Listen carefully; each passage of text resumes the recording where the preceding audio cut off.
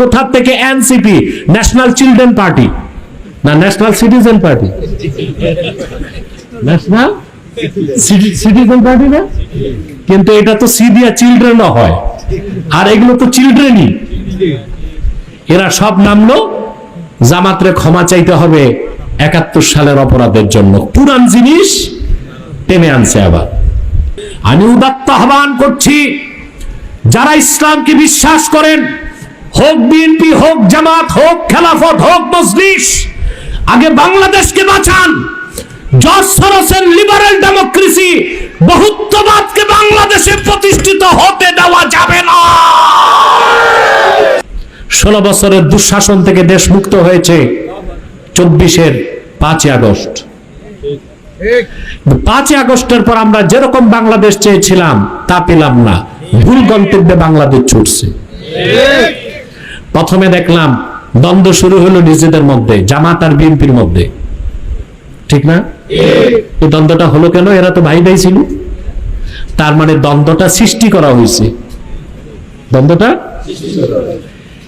এরপর বন্ধুত্ব ছিল জামাত আর এনসিপির মধ্যে, এখন দেখি এনসিপি নামছে আবার জামাতের বিরুদ্ধে।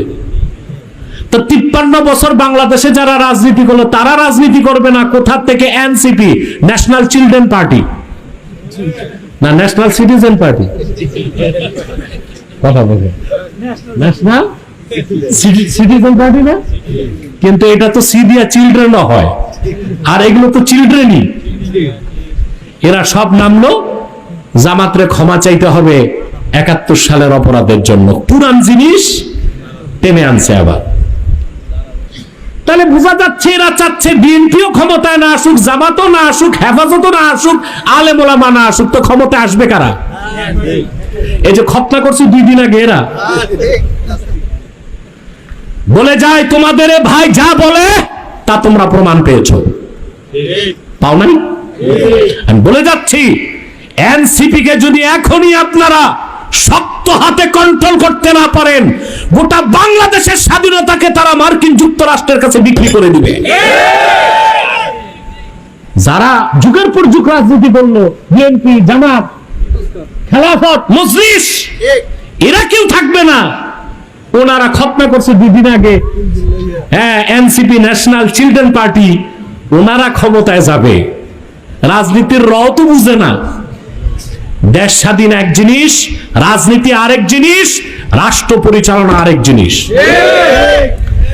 আমি আগেই বুঝতে পেরেছিলাম এরা প্রথমে ধরবে বিএনপিকে, তারপর ধরবে জামাতকে, তারপর ধরবে হেফাজতকে। এরা কি চায় এটা বলবো? কি রকম রাষ্ট্র চায়? এখানে অনেক যুবক আছে, ওরা মনে করতে পারে হুজুর আমাদের বিরুদ্ধে বলতেছে, বলে দিব। আমেরিকাতে এক ইহুদি আছে, ধনকুব, তার নাম জর্জ সরস। জর্জ সরস এই লোকটা একটা নতুন মতবাদ বের করছে, এটার নাম লিবারেল ডেমোক্রেসি। লিবারেল, এতদিন তো শুনছেন ডেমোক্রেসি, এটা হচ্ছে লিবারেল ডেমোক্রেসি। এই নতুন গণতন্ত্রের ভার্সনটাকে বাংলাদেশে প্রতিষ্ঠিত করার দায়িত্ব দিছে এনসিপি কে। কাকে? এই মতবাদ রাজনৈতিকভাবে প্রতিষ্ঠিত হলে শর্ত হচ্ছে পোলারিজম, বহুত্ববাদকে রাখতে হবে। কি বহুত্ববাদ? বহুত্ববাদ মানে হচ্ছে ট্রান্সজেন্ডার, মহিলা একটা মহিলা বলবে আমি পুরুষ, ওটাকে কিয়ামত তক পুরুষ হবে? বহুত্ববাদ বুঝতেছেন ভাই? অর্থাৎ যার যেই মতবাদ সেটাকে রাষ্ট্র কি করবে? যেমন একটা বেরোছে ট্রান্সজেন্ডার। ট্রান্সজেন্ডার হচ্ছে লিঙ্গ পরিবর্তন, কাইটা পরিবর্তন না, নিজের মনে মনে পরিবর্তন। অর্থাৎ মেয়ে একটা বলবে আমি তো মেয়ে না, আমি ছেলে, প্যান্ট শার্ট লাগাবে, রাষ্ট্রকে স্বীকৃতি দিতে হবে হ্যাঁ সে যেহেতু বলতেছে কি সে হচ্ছে ছেলে। ছেলে একটা বলবে না আমি তো ছেলে না, আমি মেয়ে, হাতে ছুরি লাগাবে, মহিলাদের মতো একা একা হাঁটবে, রাষ্ট্রকে বলতে হবে সে কি। এটা হচ্ছে বহুত্ববাদের একটা অংশ। তারপরে freedom of speech, freedom of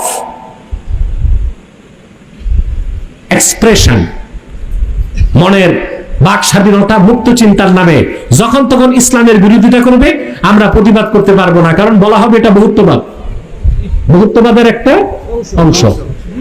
এটা যদি হয় বাংলাদেশে, ভাই, বাংলাদেশকে আর মুসলিম রাষ্ট্রের পরিচয় থাকবে? এই এনসিপি জর্জ সরোসের পয়সা খাইয়া দেশকে ওই দিকে নিয়ে যাচ্ছে।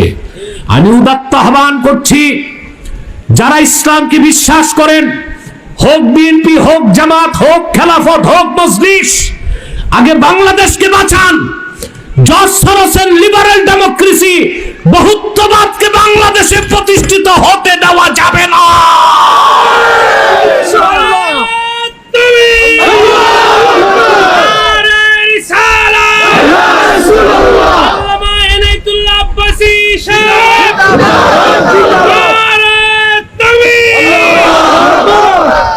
আগে দেশ রক্ষা করেন, রাজনীতির বহু সুযোগ পাইবেন।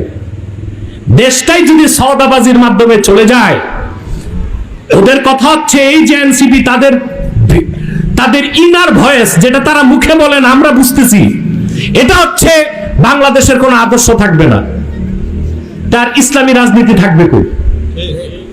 আমরা যারা মুসলমান, আমাদের আদর্শ হচ্ছে ইসলামী রাষ্ট্র ব্যবস্থায় দেশ চলবে।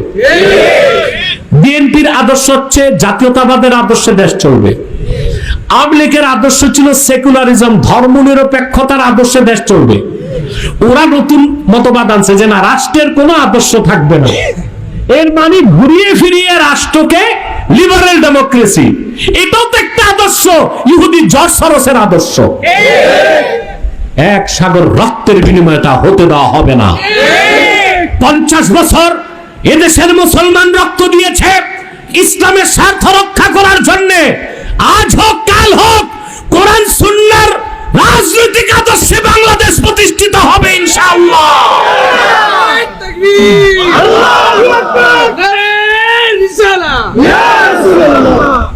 মুসলমান, আপনাকে পুরা দিনকে বিশ্বাস করতে হবে। দিনের একটা অংশ যদি ছেড়ে দেন, অবিশ্বাস করেন, মুসলমান থাকবেন না। আমল না করলে